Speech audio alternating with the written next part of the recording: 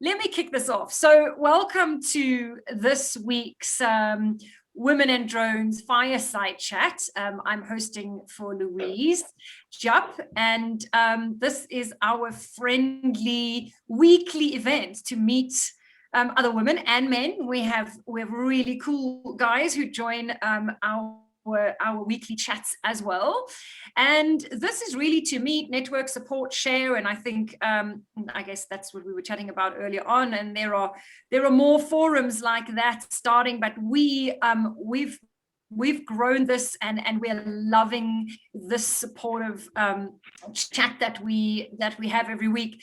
Before I introduce our guest speaker, I'm not sure there's anyone new on here. I think we've all known. Yeah, I just wanted to make sure that there wasn't anyone that we needed to introduce. So I'm normally quite comfortable introducing our speakers. Dawn Zoldi is, I think, Dawn, you would probably do way more justice to yourself introducing yourself with the absolute massive list of accolades and background that you have. Suffice to say, Dawn is a retired United States Air Force colonel and a licensed attorney, and an Air Force veteran who's founded and is the chief executive officer of P3 Tech Consulting. And Dawn is the recipient of the Women to Watch in UAS Leadership Award 2019. And as we were saying earlier on, and Dawn was chatting earlier on, you know, her work is in drone law and regulatory and policy. And so, Dawn, I want to hand over to you at this point, because I know there is a whole lot more that I'd love you to give us on your background, and I'm sure I am definitely not going to do justice to you. So please go ahead. The floor is yours, and we're all ears. Well, thank you so much. I mean, you did my background just fine justice there. So I appreciate that. Yeah, you know, almost my entire adult life dedicated in service to the United States Air Force in various capacities, whether active duty military as an attorney, or what they call a judge advocate, military attorney, and then a civilian attorney, and also on faculty at the United States Air Force Academy and their Center for Character and Leadership Development. I'm still in academia. I'm an adjunct professor at Colorado State University at Pueblo. I teach in their political science department, Homeland Security Institute, essentially. And that's just a big passion of mine. So when you look at P3 Tech and almost everything I've done throughout my career, even as an attorney, education has always been at the heart of that. And so all my other lines of effort, you know, when people ask me, what's your 30-second elevator speech on P3 Tech? You know, I could say a lot of things, but I think it all comes down to education, because education is really, I think, what elevates everybody. And particularly in the drone world, we really need to educate the public and each other about what we're doing to really move this industry forward. And so when you think about, you look at my website, and I'd love for you to at some point check that out. It's p3techconsulting.com. All of my articles that I write, and I write for two magazines, Inside Unmanned Systems Magazine and Inside GNSS Magazine, Global Navigation Satellite Systems Magazine. I also freelance for Drone Life. You know, I curate content for InterDrone as an example. My podcast, Drones at Dawn, is affiliated with InterDrone. And obviously a huge effort for women to watch, which it all comes down to education, because even for women to watch, diversity, equity, and inclusion is something that's so important to me. Something, you know, as a woman, that I would love to see this industry, this drone industry, just like in the military, right? Being a woman in the military, you're always in the minority. And I would love to see this industry advance, because it's not just about the right thing to do. It's about better business. It's about having other perspectives at the table that don't think like you and maybe have a different background and different ideas to really help the industry. So that's a little bit about my background, my passion, this idea that education is so much at the heart of what I do.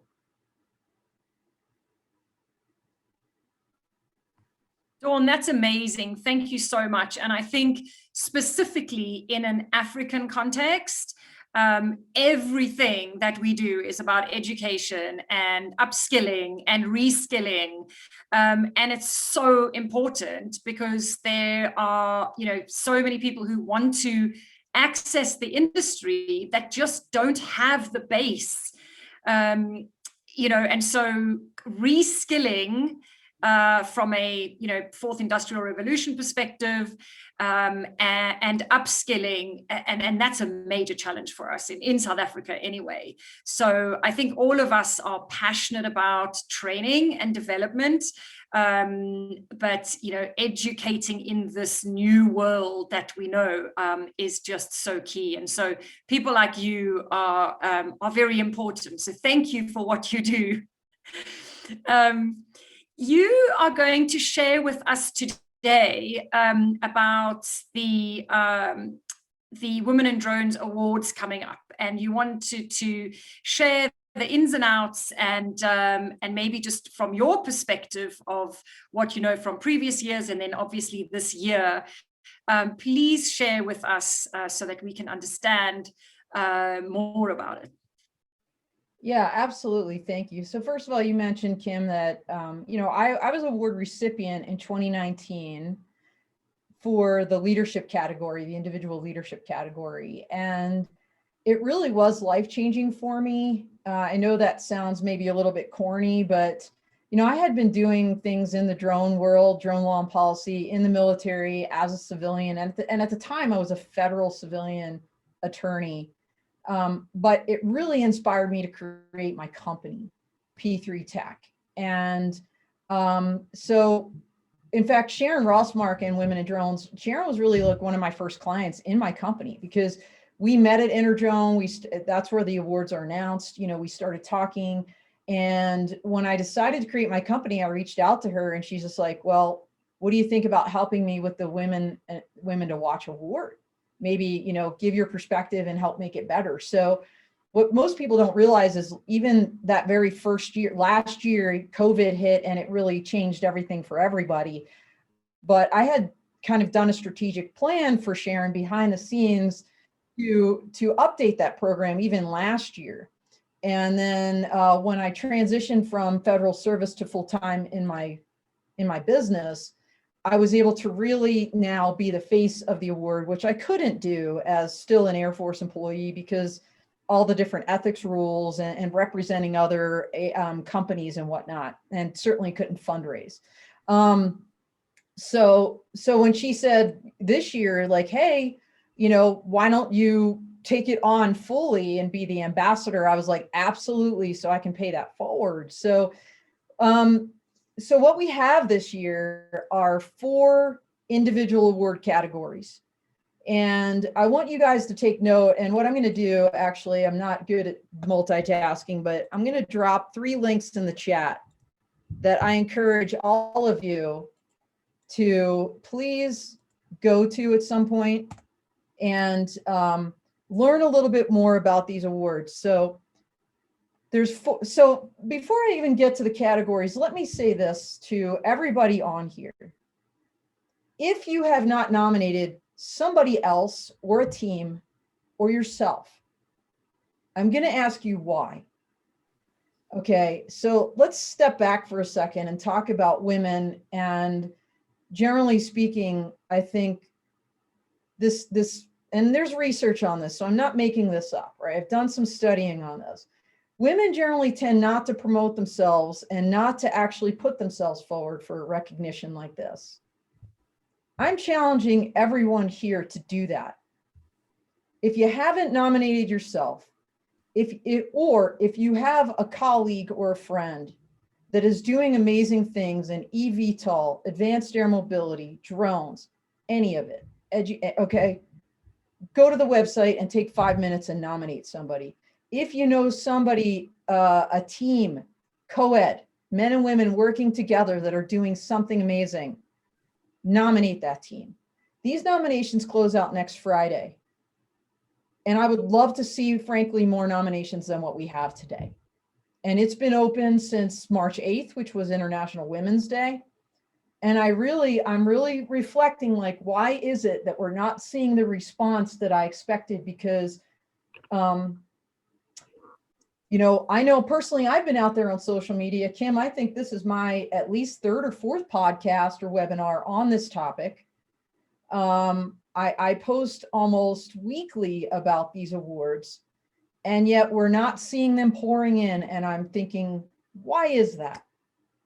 Because it's free, it takes 5 minutes. And if it's because people don't think they're good enough, what I will say to you is that you are. So please, please, please, especially our African colleagues, this is a global award. You all are doing amazing things out there. Take the time and nominate. Okay, so I just want to get on my soapbox on that for a second. But let me talk about how it works. So when you nominate somebody, and again, this is going to close out next Friday, there's a panel of international judges who will go through those. And then there'll be round one, and there'll be some semifinalists. Those people will get notified, and they'll probably have to fill out maybe a short, 300 word or less, like, hey, why me? Why should it be me that you pick?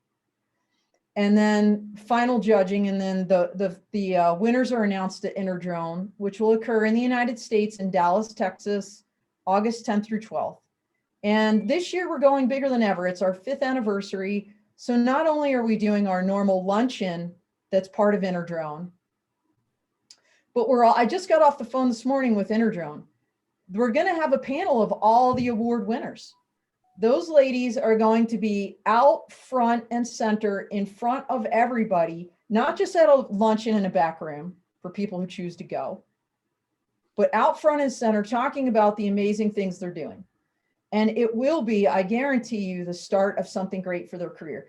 Also, for the first time this year, we're giving micro grants. We're giving money to people, at least $500, okay? So US dollars. So once again, if you haven't nominated somebody, I don't know. Like, Desi, if you haven't self-nominated, I'm going to slap you. And same with you, Kim, because I know you're just like, oh, no, like, I don't do it. Okay. Take a minute. So let me talk about the categories. And Gary, I know you know a ton of people, and and you can nominate more than one person in more than one category. So get busy. Let's see. Okay. So here's the 4 categories as you think through, like, what about me? What about someone I know? We've got the Saber Wing Aircraft Leadership Award. Okay, that's the award that I won back in 2019. This one recognizes an individual woman who demonstrates exceptional ability to motivate people or groups to achieve a common goal, including but not limited to in education, in policy, research and development, innovation, business, humanitarian efforts. That's not an exhaustive list. If someone's doing great things and they're leading something, they can fit this category, okay? The next category is the Iris Automation Entrepreneurship Award. This one recognizes an individual woman innovator who has significantly impacted the U.S. industry and possesses outstanding business acumen and innovative practices that led to the success of her company, projects, or the efforts of others. And so that's more business-oriented, entrepreneur. That's the second individual category. The third category is the Skydio Public Safety Public Service Award. This recognizes an individual woman who serves the public in any capacity, not just law enforcement, and epitomizes community involvement or betterment and service-oriented activities, indicating commitment and sacrifice including but not limited to humanitarian efforts, drones for good, public policy, military, federal, law enforcement, public safety, public response efforts. Okay, that's a wide open door for a lot of women, a lot of people. The next and final individual category is the Unmanned Safety Institute Education Award. This one recognizes an individual woman, teacher or instructor, hint, hint, ladies, who actively engages students with drones and shares the value of drones within curriculum and develops drone program opportunities and programs and provides professional development to others as an ambassador for drone and STEM education. I know right now, as I say these things, you're all cycling through your brains, probably names of people, if not yourself, others. And I'm telling you, you need to take 5 minutes and change their lives today. Okay, the last two are team awards. Now, again, foot stomping, and I'm looking at Gary here. These are co-ed, these are not limited to women. These are co-ed teams. So men and women working together. The first one is the Volatis Aerospace Innovation Team Award. This one recognizes a team, group, company, agency, or organization in the drone ecosystem that actively encourages or inspires women to disrupt and innovate within the UAS industry. Okay. And then the next one is, and the final one is and this is team, the Fox Fury Team Spotlight Award.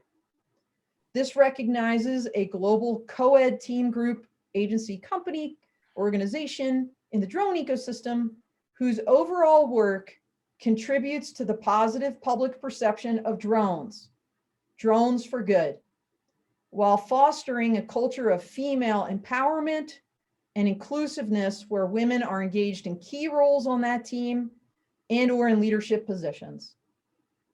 So those are the 4 individual and 2 team awards. And as you heard, we have a number of companies sponsoring these awards.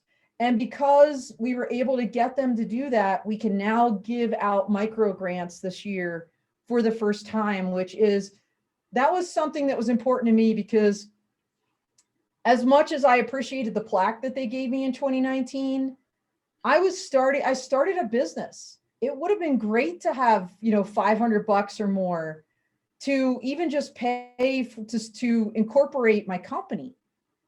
So having that money, I feel like will really help women and help propel what they're trying to do, and at least as a start. And hopefully we can keep growing this and making it bigger and better and give more money in the coming years. But that was the goal for this year, and we did succeed in getting that money for this year. So happy to answer any questions about any of that. Dawn, thank you so much for breaking that down. I actually, as you were chatting through them, I went to the website and I literally copied them over. So thanks for doing them in order. I posted them into the chat here for anyone. And I have to admit, I often hear people saying, oh, but, nominate yourself. And I'm like, why would I nominate myself? But I can absolutely think of a handful of people that I should have already nominated, and I will most certainly get on it. I think in an African context, we often think, the US is so big and so bold and so ahead of us, and how can we possibly be on a short list with entrepreneurs and people making a difference from a global and US perspective, from us here. And actually, on this platform, we've seen a number of people who have done so much. Mafu, for example, who has, slogged away at her business. We had tears. Hey, Desi, you were on. I know you were on. We were all crying when Mafu was telling her story. And so there you go. I've just given it away, Mafu. You're going in. I'm nominating you. Well, good. And, so I will tell you, like in looking back in my my year group, we had we definitely had Hitomi Umatsu from Singapore, who won the Entrepreneurship Award because she started her own, drone, like a kind of light show company. She was using drone swarms for light shows across Asia and then globally. And she just started that herself and was doing that. Even though it was US, I will say, we had a elementary school teacher, Megan Salter, from a very small rural area in West Virginia, that won the education award because she was able to get grant money and bring drones into the classroom for those kids that were very underprivileged and would never have in a million years had access to that kind of technology and education. So from a very small town in a very rural, United States location, people think United States like there's a lot of money everywhere. There's not. And she really made a huge difference in those kids' lives. And so those are just two examples of women, I think, one global and, one from the US in a very underprivileged area, teaching very young children that didn't have any money that won these awards. So it's not about, that what country you're from. It's just about what you're doing and the impact you're having in your sphere of influence, no matter how small or how large that is. As small as, a small sphere of influence, you can still make a huge splash. And so never count yourself out. Definitely nominate. Are there any comments or questions from anyone who's on? I do. I have a question. So, and I think you kind of touched on it already, but is there a place that we can see the past people that have won? Because I apparently have voted for someone who has already won. So then I think you mentioned today that we can vote again and have other people as well. And are people allowed to win twice? Good question. So all great questions. So I dropped in the chat under, it says Learn 5th Anniversary Women to Watch Global Awards announcement page. You go on there, I believe there's links back to former winners from previous years.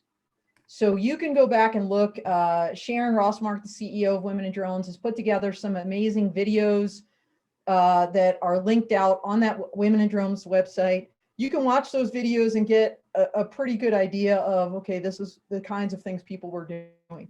To your question of can you win more than once?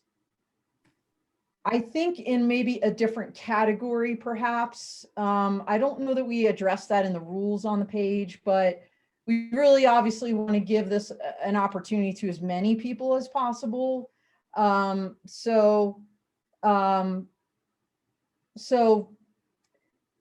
Maybe in a different category or something like that. But it's a great question, honestly, one that we didn't really think about. But definitely to your point about, hey, I nominated somebody before in a previous year and they won. Can I still? Absolutely. You can nominate every year. You can nominate across multiple categories. You can nominate the same person, I think, across multiple categories. Double check that. But it's probably better to put all your eggs in one basket and really say, hey, this person is an entrepreneur. This is what we're going for, and build that out. Yeah. Thank you. Does anyone else have any other questions?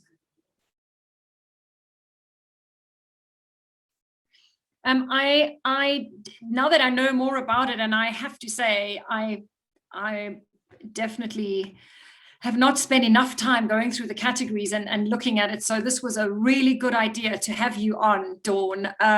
Sometimes us simple humans just need someone to spell it out and be passionate about it and actually just highlight it. So thank you for doing that.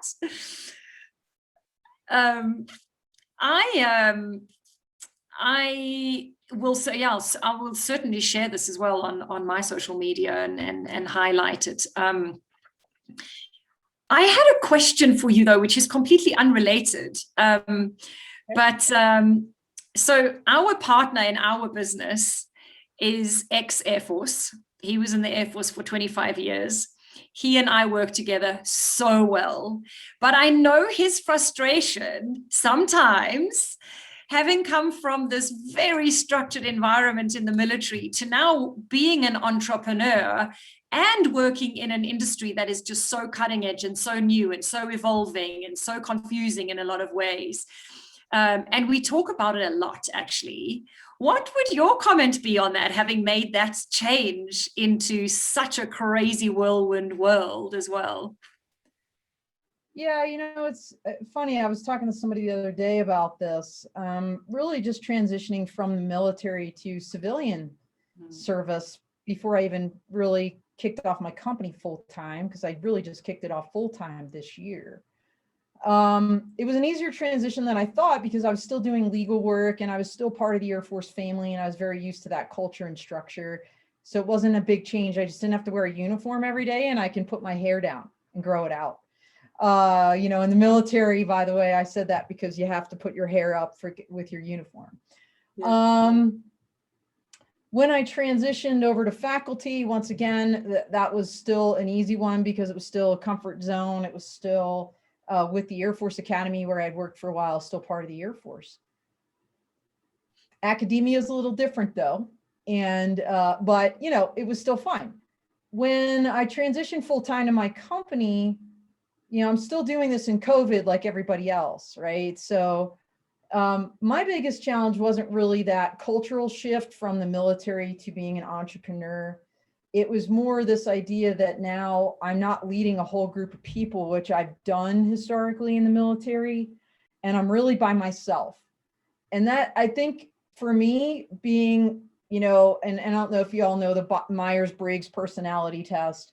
I'm an ENTJ, right? So extrovert, intuitor, thinker, judger.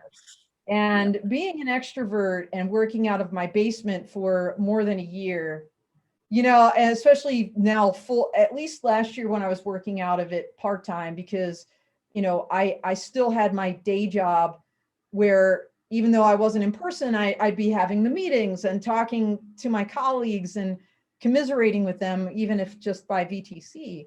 I don't have that now. And that's probably the hardest transition for me, honestly, is just not walking down the hallway with the cup of coffee and talking to my people, or running the staff meeting and directing and leading people. I'm leading myself, which I'm very comfortable in. But I do kind of miss directing teams and working collaboratively with larger teams. What I find with the teams that I work with, like I work in a number of nonprofits in this arena. It's all online, but I don't necessarily have, other than UAS Colorado, which, by the way, I just became president and CEO of, which is our not-for-profit business league in Colorado for drones. I just started leading that, but even so, it's weird because, it's in my spare time. It's not really compensated. And, I don't really I have a team of volunteers. That's very different than leading 38 people that are getting paid every day to show up and are going to drive that mission with you. Yeah. And so I think that makes for a big challenge. So those are the biggest challenge I've seen. But to your point though, Kim, about this whole, it's very uncertain. The industry is very nascent and it's dynamic. That's what I actually love about it, because every single day it's something new. And as an attorney, what's not different at all for me is this idea that you have to, research everything to stay up on what the latest thing. And I love that. So to me, it's so exciting to be part of this industry at this time, because we're really at an inflection point, with the regulations kind of starting to gel in many countries, including the United States, and advanced air mobility and the certifications that you're seeing in the eVTOL world. Drone deliveries completely, exponentially growing last year in COVID. and this idea that drones can be used for the good of society, and turning the tide a little bit on public perception. To me, that's like what I absolutely love. And that's what keeps me motivated, even when I'm lonely in my basement every day. So, yeah. I love that. I love that answer. But, like, I think you probably got the double whammy, right? So the kind of leaving the military and COVID, but that's why platforms like this are so great, right? So I know, like, Debbie Jewett, for example, she doesn't work in the center where we all work. And in fact, Debbie is based kind of out in the bush, if you like, away from us. There's someone else who normally joins us, Ella, but she's actually doing her remote pilot's license at the moment. So she's studying tonight. We're actually training her. So I think she hasn't dialed in because she's studying. But she's in the middle of nowhere in the Free State, which is basically, where she is probably about a 3-hour drive from us. And she has no one around her at all. And so these platforms are amazing because no matter where you are, there's a drone date. And so I have to say that's, COVID has been pretty horrible. I mean, let's not underestimate the horrific impact it has had on so many people's lives. People have lost their lives, and on mental health and physical health, on the economy and on people's livelihoods. But if you want to look at one good thing that has come out of it, I think it is what you just said, Kim. It's this idea that we always talk about global connectivity. And I think in COVID, we actually had to do it. And now it's become almost like muscle memory. Like this is just what we do. And the fact that, I can be in Clubhouse audio chat and speaking with people from Africa or, from the UK, from Singapore, who are all dialing in on their iPhones at the same time and talking about something we have in common is absolutely phenomenal. And so that's the one, one good thing. There's been a handful of good things that I could say have come out of COVID. That's the biggest one, I think, from a global harmonization and connectivity standpoint that I have seen come out of COVID. And you're exactly right. Yeah. Yeah. I mean, in our world, it's because everything's online and meetings are online, the kind of way to do business in Africa is through relationships. And so, you have to see people, and you'd often go, it is a real strong relationship building. And so you would often find that, you would be driving and get to a meeting, and then, people are late or whatever. And so the amount of time that we used to spend on the road and in meetings, and you kind of sometimes go, just wish someone would make a decision. And now with these online forums or platforms, there's that real thing that says, hey, you know what, I can actually make a decision online. I don't have to meet you. We can chat and we can have our first meeting online. And maybe now that things are more open, we can meet, of course, because that's still what we like to do, right? But I think I've seen a few times where people have actually just made a business decision online. And that's great because we're just so much more efficient. I really don't think you can ever underestimate the value of face-to-face human contact and those relationships that blossom from those.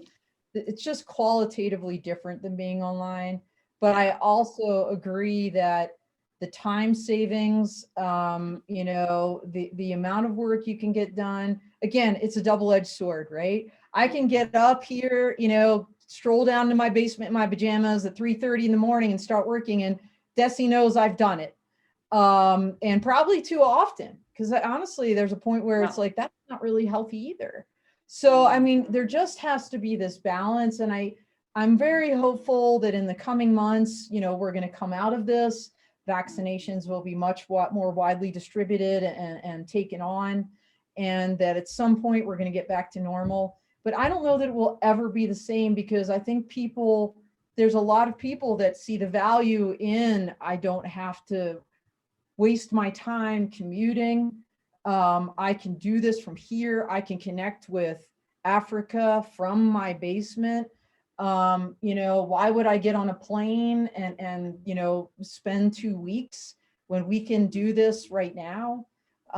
So I think at the end of the day, though, what I'm hopeful is we retain the good things, and then we keep that balance, and we're still able to have that in-person handshake, but it doesn't have to be all the time, and we can still accomplish so much together. So yeah, absolutely. And about the Carolyn, thanks. So the need to continue the global drone community connection. I think it's going to happen. Even for a lot of these conferences and events, what I see is there's always going to be some, if not outright hybrid piece, there's always going to be content that's going to be taped and available globally after that event, that people can still access that education, that training and information that maybe wasn't such an emphasis before, but I think will be now. So, yeah.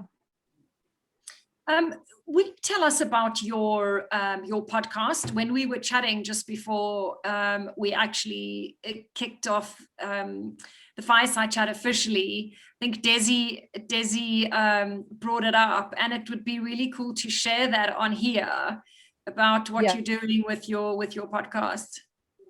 I am pulling up the link, and I'm going to stick it in the chat. So give me 1 second. It'll just literally take me a second. But so my podcast is called Drones at Dawn, and little play on words there. Actually, very cool. I love that. I saw it the other day, and I was like, I don't have, my name doesn't do that for anything. Well, I just put the link in the chat, and I'll put Drones at Dawn podcast, and it is at 10 a.m. EDT US every Monday. And so Interdrone, who I work, I'm an adjunct conference planner for them, and I do a bunch of things for them. It's actually their podcast. I am their host. It's weekly, and they gave me the artistic, license, if you will, to create this podcast and decide who I wanted to have on it and what my themes were. And they really didn't override me, which was kind of an amazing and beautiful thing. So I actually, as an example, in the month of March, dedicated the entire month to diversity, equity, inclusion. And so I had neurodiversity, which focused on autistic adults and children. I had gender diversity, racial, corporate, and global diversity in that month. And it was like the amazing speakers I had. I'm sorry, the sun is beaming in now at this time of the day. So a theme a month. And so in the month of May, we're doing global drone regulations. And now that I've created also the podcast, the Clubhouse, I've aligned it. So every Thursday, we're doing the Clubhouse, iPhone chat on the same topic that's then going to be the following Monday. And so often it'll be the same speaker, or a speaker, at least in that ecosystem, or has knowledge. So we are featuring African drone regulations.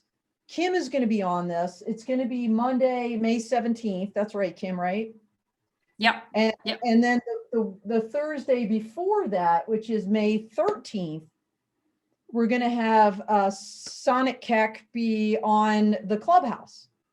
In fact, also Denise Susilo, who was the Women to Watch Leadership Award winner last year, and is also an expert in African drone regulations, does a lot of work down in Africa, is very involved in the African Drone Forum every year. She's also going to drop into that Clubhouse as well. And so we're going to be talking about African drone regulations twice in the month of May, and then expect also a Drone Life article to follow as well, where I'll be talking about Africa. And of course, I'm going to mention what you're doing here, Kim, and Women in Drones and Women in Drones Africa, and talk about the Fireside Chat. So we'll have links in that article, and we'll be talking about it on the audio and on the podcast. So absolutely trying to elevate what you guys are doing here in Africa. So yeah, so upcoming themes, June, we're doing basically advanced air mobility. So we've got some neat companies and like Varon Vehicles, Felipe Varon from Varon Vehicles is going to be on. He's doing amazing things in Colombia. They're going to start flying there, you know, in the next year or so. July is education and training. And so in fact, Megan Salter is going to be on as one of my speakers that month. Maggie Schuster is going to be on early July because she does the Know Before You Fly Your Drone workshop in Texas. And just so many things she's doing on Clubhouse. In fact, Maggie is a partner for my Clubhouse chat room. August, I'm focusing on interesting use cases. You know, I've got a colleague and a business partner that's doing drone sanitization in COVID. So we're going to have her on, Tony Drummond. She's amazing. All-woman entrepreneur, started off her company just this year, and already, like, you know, she's got a link in with a very tight connection with the music industry. And so Aerosmith, the rock band, had hired her to do some concerts. And once all the other stars started hearing about it, she's like, I haven't even advertised that I'm doing this yet. And I've got all these people calling me. What? So That's amazing. She emailed me the other day, and I was just out in Las Vegas last week, Las Vegas, Nevada, because she emailed me the Friday prior and said, hey, I'm out here with Steve Tyler. And that's the lead singer from Aerosmith. She's like, it's been a crazy week, but you know what? I'm going to Vegas and doing this demo. Will you come out? I'm like, you want me to come to Vegas? Sure. So that was a lot of fun. I had a blast last week doing that. Actually, this is Maggie right here. Hold on. So that's a win-win. Go to Vegas and right now. Be with Steven Tyler. That's just crazy. Can you imagine? You know, like, oh, I'm just hanging out with Steve Tyler. Yeah. Man, on my first drone gig. Yeah. How does that happen? You see, we would say like that'll only happen in the US. You know? Yeah. I don't even know. That doesn't even happen to everybody here in the US. Okay. No, that was pretty radical. Okay, October, I feel like I'm dedicating the podcast to defense issues.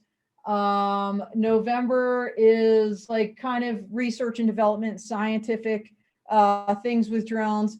And then, you know, December's kind of squishy. I'm throwing this out there here live.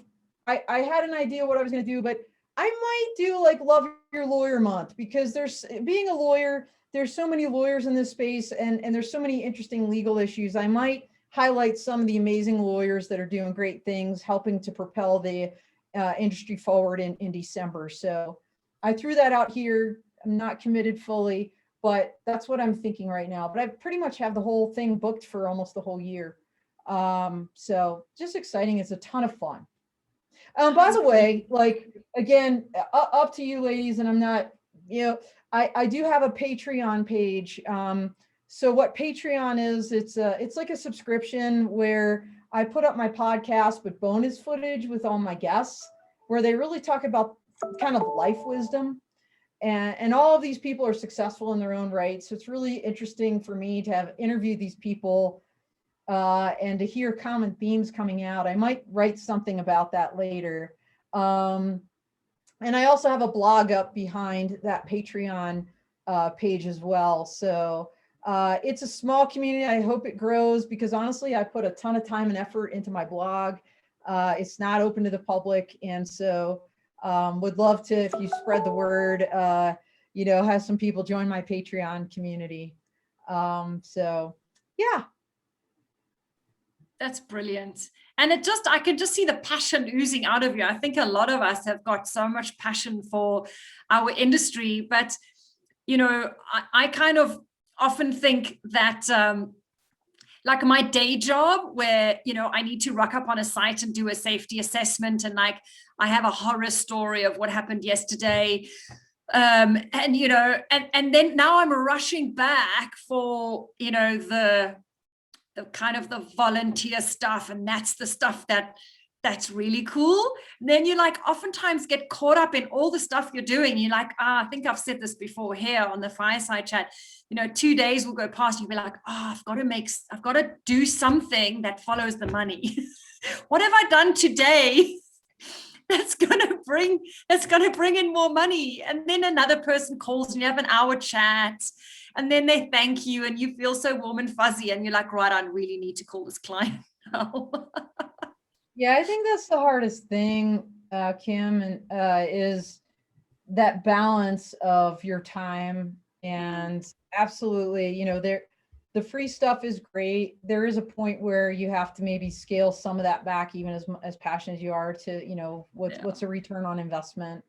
And return on investment isn't always about money.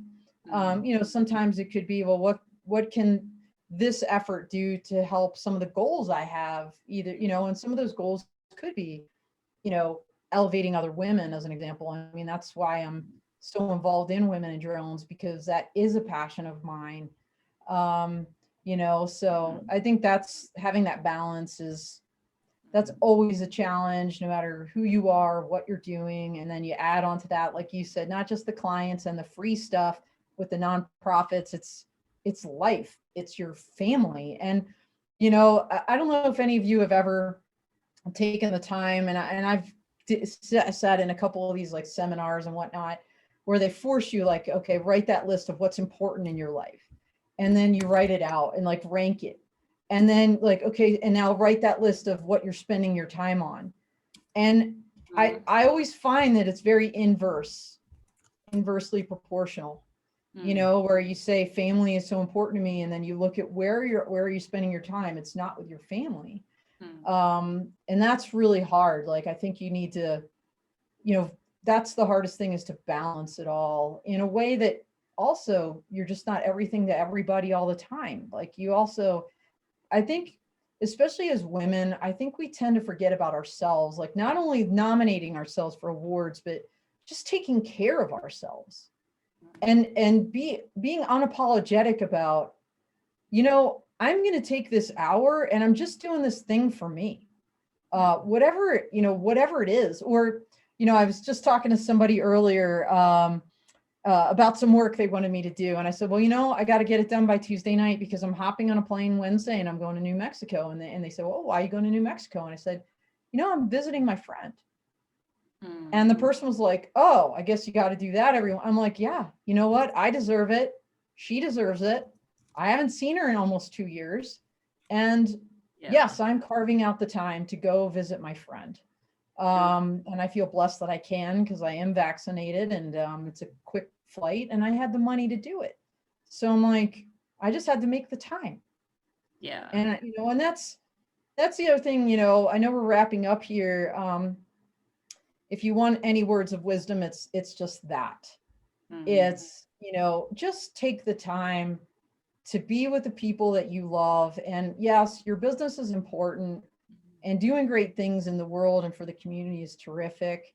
But at the end of the day, it's those close relationships that matter, and never forget about that, because if COVID has taught us anything, is that life is very short and it's unexpected. And, you know, so never lose sight of that. You know, your child or your parent calls you or comes in your office to have 5-minute conversation, not too busy. Stop, hit pause, turn, and have that conversation. So important. And it's something I have to also remind myself, you know, so it's something that, you know, I try to live up to. I don't always succeed, but that's, I think, very important. And so that's those were very, very wise words. Thanks so much for that. No, it's definitely something we all have to remember. I know we are going to start wrapping up, but I know Mafo is on. She hasn't been on for a few weeks, but I really wanted to call her out. I don't know if you can be on video, Mafu, but I want to like connect you to Dawn. Dawn, Mafu has, there you are. Hi, darling. Hi. I'm so sorry. I have my son, but I'm listening to I have an autistic son. He's got a tantrum right now, but I'm listening closely. Oh, bless you. I didn't want to put you on the spot, but Dawn, Mafu has opened an aviation training school in Zambia. And Mafu has basically worked herself to the bone, emotionally, physically, financially, like literally to get where she is. And she's only starting the drone training piece now. But, Wow. you know, talking of higher values and doing things outside of the commercial piece, Mafu also is part of women. It's Women in Tech, right, Mafu? Zambia. Yes, it is. And it was so crazy. I did like just a little thing on Zoom one Saturday morning for some of the kids in Zambia, and they dialed in from all over. And on that weekend, one of the villagers, why don't you say it, Mafu? Just tell everyone here, but like I really wanted Dawn to know, because I know some of us know it. Like the fact that they were introduced to drones, but you also got the water going for one of the villagers. Just very quickly, like in a minute, just for Dawn to know. All right. Okay, so I have a community center in one of the villages. And for so many years, they've never had water before. So we had this local company help us drill water. And that's the very day we had a drone session with Kim. And from that on, it's exploded. I have kids coming in at 8 a.m. every Saturday. They're asked to go have lunch back home, but they would stay until 17. Like it's a safe zone where we are. So I'm trying to introduce drones to them, like probably buy toy drones so that we can be playing on Saturdays. In the process of becoming an ATO and also introducing drone at my college or university that I introduced a few years ago.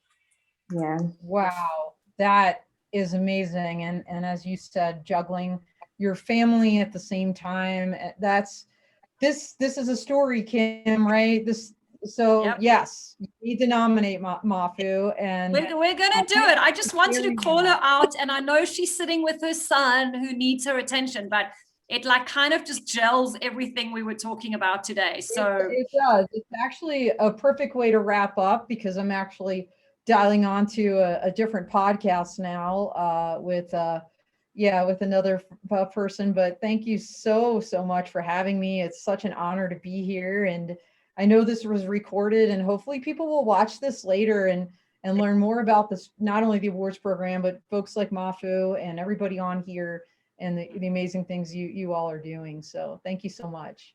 thank you. And it was great meeting you, Dawn. I know we're going to chat more, and I love what you're doing.